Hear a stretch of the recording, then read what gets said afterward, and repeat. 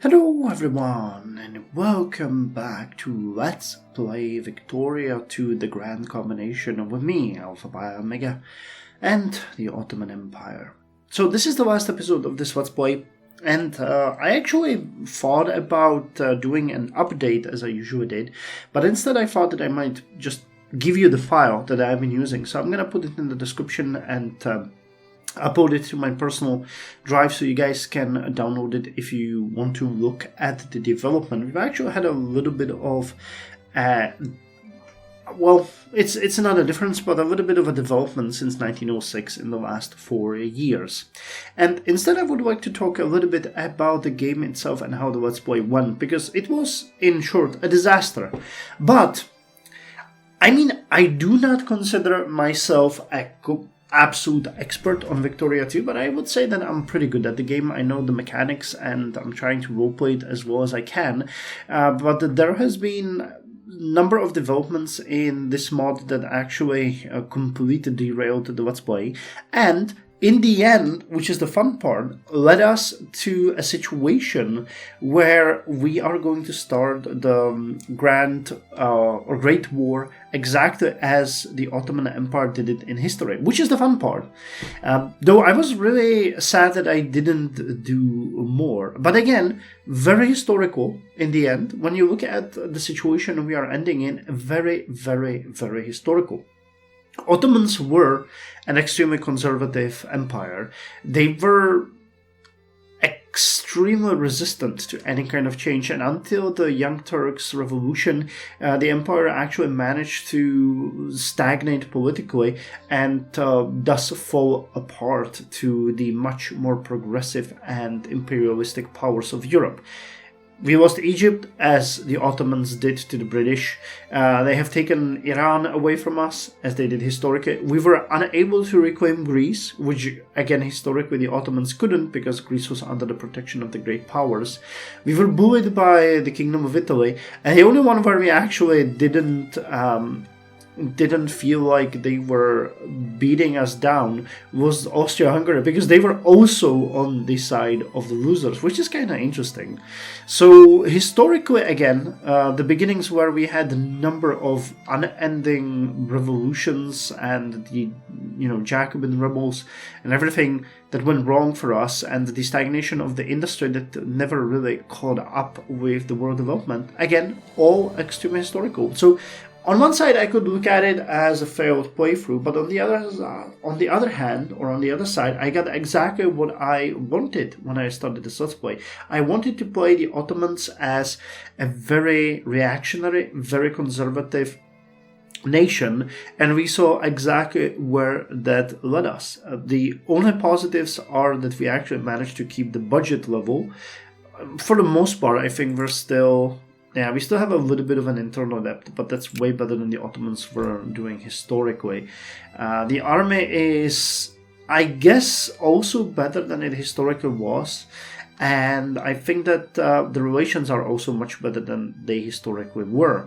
It's kind of interesting that we managed to ally with Germany, which is also another of the historical connotation, because the German Empire actually invested heavily in the Ottoman military and the Ottoman industries to prop them up as their ally against the enemies of Germany. But yeah, what I actually kind of don't like, though, and I feel like the mod has only increased this in weight and volume, is the absolute insane difference between the nations. Now, when you look at the diplomacy and the great powers, our score is what? We have 1,661 points. The Russian Empire has 16,947 points. That is absolutely bonkers when you think about it. Their military is more than 10 times, well, it's not 10 times, but I would bet it's 10 times stronger than ours. And there's absolutely nothing we could do in a war against them in case it came down to it. We could do nothing against any of the great powers, even the weakest one, Spain. I think we would struggle significantly with them, and that is despite us getting back on track. Now, granted, and I still feel like I might want to try this one day. If we played a liberal Ottoman Empire and we actually played it the way the game wants us to,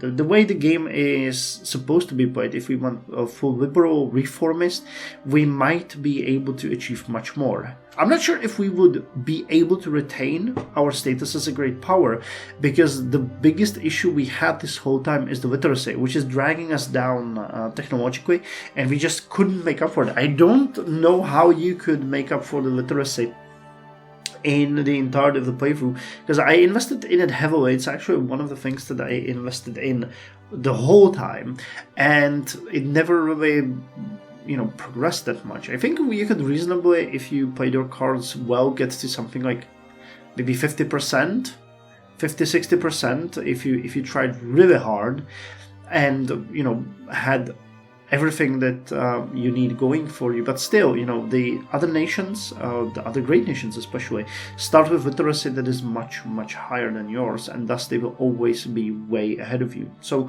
not sure if that is possible, though we have seen quite a struggle politically on the last sides of, or last positions of the great powers. You had Spain there for some time. We've had who was there as well? There was Japan is up here, but I think Sweden was there for. Let me just check my notes. I think that who was there? Oh, Japan, Bavaria is gone.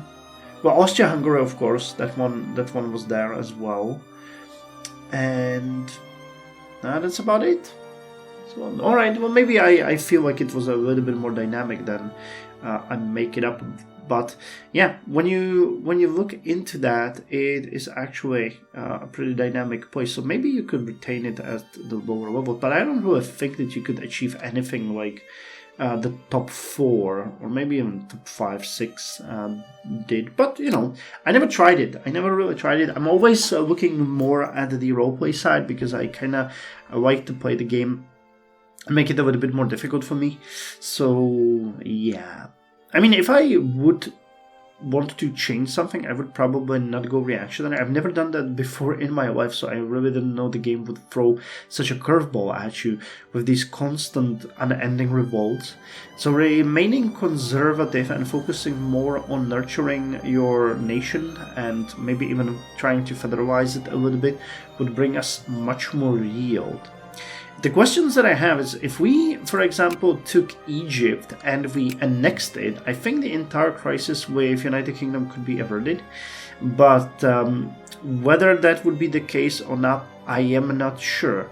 When that happened, some of the people told me that I screwed up by not annexing Egypt. Maybe they know how it goes. I thought that we would go the historical route, which we did, and eventually Egypt was taken away from us. Thinking about going into war with the United Kingdom, though, in any shape and form would be disastrous to us at any point.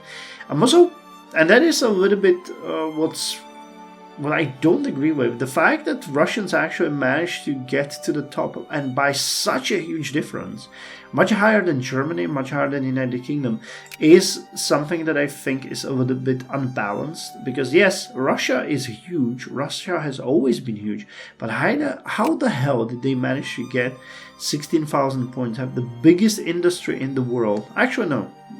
Japan has... No, they do. They do have the biggest industry in the world. That's funny. And they have the biggest military as well. I mean, that is historical. Russia has always had unending manpower. But it's crazy. I think it might be because of... No, United Kingdom has twice as many people. I mean, they still retain India, don't they, at this point? Yeah, so British Raj is part of their territory. So how in the world did they manage to do that? That's weird. I would have to run more games. I haven't done a full playthrough of the Grand Combination in this regard to talk about it a little bit. But, granted, I am in no shape and form trying to, push the mod down or say it's a bad one. It's actually the best Victoria game I've ever played. I really appreciate the way the modders did it. And I'm happy that they continue working on it. So if you guys are interested, in my opinion, this is still a much better game than Wiki Free in more than one way. It's just amazing. But yeah, I feel like in a way, it's a weird feeling when you finish a Let's Play, and on one side you're like, yeah, this is exactly how I envisioned it go. We got beaten down, downtrodden, people basically took everything from us, and there was it was impossible for us to do anything. And every time Great Britain or Russia came in, they just said, yeah, this is now ours. All we could do is say, oh, okay. But on the other hand, I feel frustrated that I couldn't perform better, and especially because I know what would have to be done. But that was one of the starting perks. We wanted to go reactionary, and that's what we did. And, I've been putting off this recording for some time because it means that we actually have to start the Great War campaign in Hearts of Iron 4, and that's the one that I really don't want to do, because this was frustrating and hard. But in the Great War, we are starting as a limping, coughing man with a tuberculosis that is just dying out there, and I cannot imagine what kind of horrors I'm going to be facing, because we're going to be playing on the very hardest difficulty, and this is exactly what we wanted, or what we're going to be starting with. The borders are going to be a little bit different. So we're not going to have this area is going to be part of Serbia, but the shape that the Ottomans start in that mod is just insane. And I've always knew this was going to be the case. I mean, we started and gotten really high, then the EU4 mod has crashed and burned, unfortunately. But we jump to Victoria, and that's where the issues start. And the Great War is the true bottom. I'm really interested in seeing how we're going to be able to hold against the enemy. We will have a number of issues, which we can fix them, maybe not. But if we win, we're going to head up straight for Kaiserreich. And if we lose, we're going to head up for Black Ice and play Turkey as a semi-neutral nation that will then join either the Axis or the Allies, depending on your vote. So the journey is not at an end, and it's going to continue. But yeah, this was a sad chapter in the history of the Ottoman Empire, and trust me, if you read about it, it was even sadder. And how much more sad it was, you will see in the episodes of the Great War that I'm gonna start probably. I will start recording tonight, so they must start coming up probably tomorrow. We'll see how well it goes and how tired I'll be tonight. Anyway, I wanted to thank all of you that actually went through the campaign. I know that at some point it was really frustrating. I was also getting frustrated with the constant revolts, which eventually forced me, as well as it did historically again, to do some concessions that calmed down the populace, and we actually stabilized a little bit more, which was fine. And yeah, then it was a little bit too late, unfortunately, for us to get out of the marasm of daily life. So, thank you very much. It was fun. Another chapter closed, and we're gonna jump on the Great War, Grand Campaign, Great War chapter. Damn, I really don't want to do that, but I have to.